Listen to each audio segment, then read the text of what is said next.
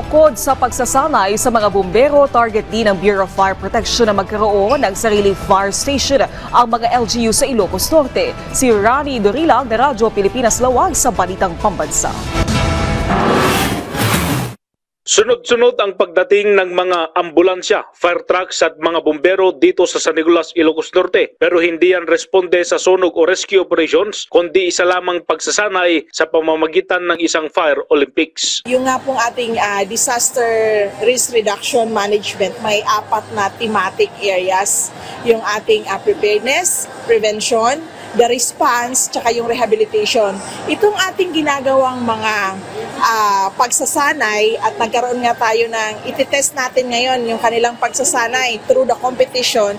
Bukod sa pagpapalakas sa kanilang kakayahan at kahandaan sa pagtugon sa pagresponde sa sunog at mga kalamidad, pinagsusumikapan din ng Bureau of Fire Protection na magkaroon ng sariling fire stations ang 23 LGUs ng lalawigan. Yung iba, pinapagamit lang ng mga LGU or pinapagamit ng LGU o kaya meron naman mga BFP own pero hindi pa po talaga yung mga typical na fire station na kung saan masasabi naman natin na comfortable yung mga bumbero na naka-duty. Samantala, nagsagawa rin ng arts contest para sa mga kabataan ang BFP Ilocos Norte. Layunin nito na mas maging epektibo ang kampanya nila kontra sunog ngayong Fire Prevention Month. Mula PBS Radyo Pilipinas Lawag, Rani Dorilag para sa Balitang Pambansa.